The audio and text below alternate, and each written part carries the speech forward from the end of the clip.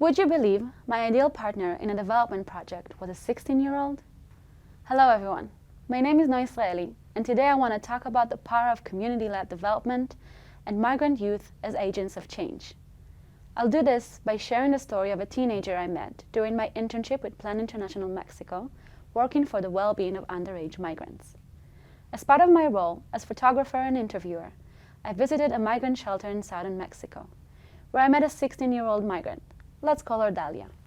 She told me about growing up facing economic hardships in Guatemala, working to support her family, and how increased violence forced her to migrate with her grandparents. She said, "The most difficult and important decision I have made was leaving my community. I wanted to care for my grandparents, but also be with my mother and brothers."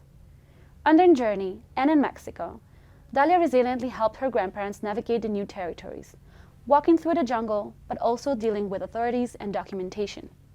I remember Dalia telling me how when she first arrived at the migrant shelter, she felt depressed and hopeless. She approached the shelter's education team and clearly said, "I feel too depressed. I need to do something." From this moment on, Dalia began to collaborate in different activities, not only participating, but also leading them. She leads a dance group and continuously makes decorations by hand for various festivities. This reminded me of something she said about walking through the jungle with her grandparents. She said, "I became a leader and I didn't even know the way." I think this reflects her whole way of being, how through simple acts of service, she shifted from aid recipient to leader, finding her voice and agency to uplift not only others but also herself. What I saw with Dalia matches a shift in the development field towards community-based development, an approach that calls for local development projects and community participation in decision-making and management, while using local knowledge and resources. Many studies show that aid programs work best when the community is directly and meaningfully involved as partners.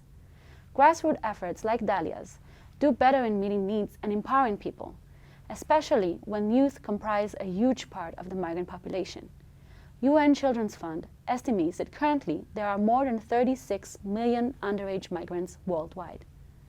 Despite all she's endured, Dalia remains determined to achieve her dreams of becoming a doctor one day. Even though she said it will be complicated, she continued with, "I don't know how, but I'm going to make it." You can look at this as simply a hopeful outlook on the future, but I see in her resilience the tangent belief that she can do anything she sets her mind to, not only because she survives the adversity of migrating, but thanks to the space she was giving to take care of her own community.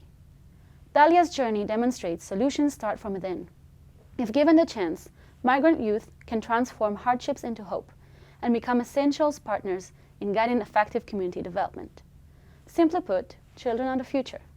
Or as Kofi Annan, former Secretary General of the UN, wisely put it, young people should be at the forefront of global change and innovation. Let us ensure that all young people have every opportunity to participate fully in the lives of their society. So I implore all of us, aid groups, government, and society, to recognize migrant youth as essential partners, not just victims needing saving. Let us have the courage to follow their lead, rather than imposing top-down policies, because they hold the key to driving real change through their resilience, courage, and knowledge of community needs. Thank you for listening. I invite you to read the full interview with Dalia and look through a study about the migration of young girls in Latin America.